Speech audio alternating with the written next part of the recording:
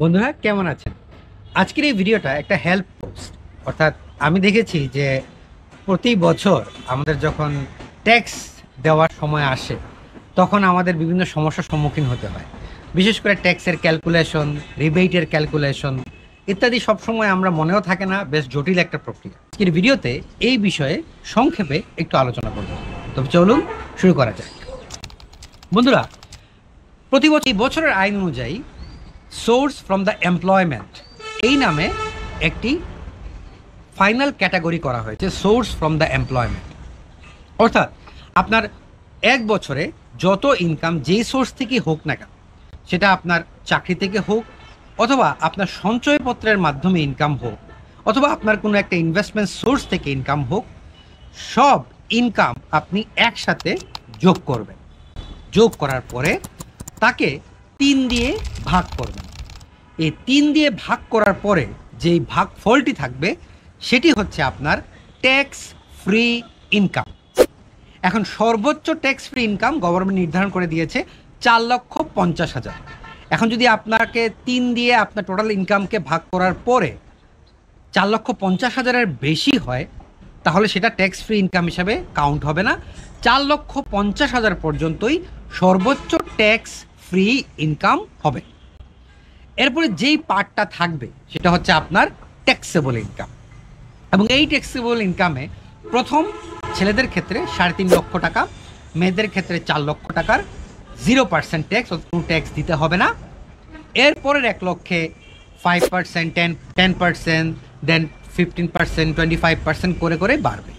তো আমাদের আগের নিয়মের সাথে এই নিয়মের পার্থক্য হচ্ছে, আগে যেমন আমরা হেড ইনকাম করে কাউন্ট করতাম, এবার টোটাল ইনকামের সাথে জাস্ট আমরা 3 দিয়ে ভাগ করতে হচ্ছে, সেটা যে সোর্স থেকে ইনকামটা আসুক না কেন, প্রধানত সঞ্চয়পত্র বা ইনভেস্টমেন্টের ইনকাম এবং আমাদের স্যালারি ইনকাম। ঠিক আছে, এবার আসুন রেয়াদের ব্যাপারটা, অর্থাৎ রিবেটের ব্যাপারটা। এর আগে আমরা দেখতাম যে টোটাল ইনকামে 25% এবং ইনভেস্টমেন্ট যেটা ছোট হবে সেরকমভাবে তার 15%। এই ক্যালকুলেশনটা এখন আর নেই। এখন যেটা হচ্ছে সেটা হচ্ছে আপনার যে রেগুলার ইনকাম রয়েছে, অর্থাৎ আপনার যে ইনকামটা প্রতি বছর আপনি পাচ্ছেন, সেটা বিভিন্ন সোর্স থেকে হতে পারে, আপনার চাকরি থেকে অথবা আপনার সঞ্চয়পত্র থেকে, সেই ইনকামের 3%, সেই ইনকামের 3% আপনি নেবেন। ঠিক আছে, সেই ইনকামের 3% নেবেন রেগুলার ইনকাম, অর্থাৎ টোটাল ইনকামের 3% আপনি নেবেন। আপনার যদি কোনো ইনভেস্টমেন্ট থাকে, সেই ইনভেস্টমেন্ট সেটা সঞ্চয়পত্র হতে পারে, স্টক মার্কেটে কোনো ইনভেস্টমেন্ট হতে পারে, বন্ড বা ট্রেজারিতে কোনো ইনভেস্টমেন্ট হতে পারে, তার 15% নেবেন। অথবা 10 লক্ষ টাকা, 10 লক্ষ টাকা ইনভেস্টমেন্টের 15% এবং রেগুলার ইনকাম বা টোটাল ইনকামের 3%। এই তিনটার মধ্যে যেটা সবচেয়ে ছোট সেটাই হবে আপনার রিবেট বা ট্যাক্স রেয়ার। এখন আপনি প্রথমে ট্যাক্স ক্যালকুলেশন করবেন, ট্যাক্সেবল ইনকাম যেটা বাদ দিতে হবে আপনার 3 দিয়ে ভাগ করার পর যেটা পাবেন সেটা বাদ পড়বে ট্যাক্স ফ্রি ইনকাম হিসাবে। তাহলে থাকলো আপনার ট্যাক্সেবল ইনকাম। তাহলে ট্যাক্সেবল ইনকাম থেকে আপনি তারপরে ট্যাক্স হিসাব করবেন কিভাবে, যে প্রথম 3.5 লাখ টাকায় 0%, এরপরের 1 লক্ষ টাকায় 10%, এরপরের গ্র্যাজুয়ালি 15%, 25% করে 3 লক্ষ 4 লক্ষ বাড়তে থাকবে। সেটা ক্যালকুলেশন করলেন, করার পরে আপনার রিবেটে আসলে, রিবেটে কি আসবে, প্রথমে আপনার ওই রেগুলার ইনকামের 3%, কোনো ইনভেস্টমেন্ট থাকলে তার 15% এবং আপনার 10 লক্ষ টাকা, এই তিনটার মধ্যে যেটা সবচেয়ে ছোট সেটাই হবে আপনার রিবেট। এবার আপনি আপনার ট্যাক্সেবল ইনকাম থেকে বা ট্যাক্স যে ক্যালকুলেশন করলেন 10, 15, 25% যে ট্যাক্সটা ক্যালকুলেট করলেন, তা থেকে রিবেটটা বাদ দিবেন, সোর্স ট্যাক্সটা বাদ দিবেন, দিয়ে যেটা থাকবে সেটাই আপনার এ বছরের ট্যাক্স পেয়েবল অ্যামাউন্ট। ই রিটার্ন নামে একটি ওয়েবসাইট রয়েছে। ই রিটার্নে গিয়ে আপনি যদি আপনার তথ্য দেন, আপনি চাকরিজীবী অথবা ব্যবসায়ী হন অথবা সরকারি চাকরিজীবী হন, ই রিটার্নের মাধ্যমে যদি আপনি আপনার এই সমস্ত তথ্যগুলো দেন, তাহলে এই যা বললাম তার কোনো কিছুই মনে রাখার প্রয়োজন নেই, কারণ অনলাইনে ওই ফর্মে সব কিছু ক্যালকুলেট করে দেওয়া আছে। প্রথমে রেজিস্ট্রেশন করার জন্য এখানে ট্যাক্স পেয়ার আইডেন্টিফিকেশন নাম্বার বা টিন নাম্বারটি বসাবেন, তারপর আপনার মোবাইল নাম্বার বসাবেন, এখানে ক্যাপচা বসাবেন, বসানোর পর ভেরিফাই করবেন। ভেরিফাই করার সাথে সাথে আপনার ই রিটার্ন রেজিস্ট্রেশন কমপ্লিট হয়ে যাবে। এরপরে আপনার সাইন ইন করা লাগবে। আপনি যখন সাইন ইন করবেন তখন আবারও আপনার ই-টিন এর নাম্বার বসাতে হবে এবং আপনাকে পাসওয়ার্ড দিতে হবে, যেটি আপনার ই-টিন রেজিস্ট্রেশনের সময় আপনি দিয়েছেন। আপনার ই-টিন রেজিস্ট্রেশন সম্পন্ন হওয়ার পরে আপনি এখন আপনার ই-টিন নাম্বারটি প্রবেশ করবেন। ই-টিন নাম্বারটি প্রবেশ করার পরে আপনি পাসওয়ার্ডটি দিবেন, যে পাসওয়ার্ডটি আপনি ব্যবহার করেছেন আপনার রেজিস্ট্রেশনের সময়, সেই পাসওয়ার্ডটি আপনি ব্যবহার করবেন।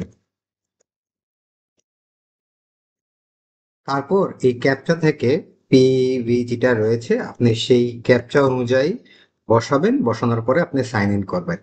আপনার সাইন ইন করার সাথে সাথে আপনার এটি এরকম একটা ই-টিন রেজিস্ট্রেশন নাম্বার তৈরি হবে এবং সেখান থেকে আপনি সাবমিশনে গিয়ে দেখবেন যে রেগুলার ই-টিন রিটার্ন রয়েছে। আপনি রেগুলার ই-টিন রিটার্নে ক্লিক করার সাথে সাথে আপনি দেখবেন যে আপনার রিটার্ন স্কিম সেলফ অ্যাসেসমেন্ট ইয়ার রয়ে গেছে।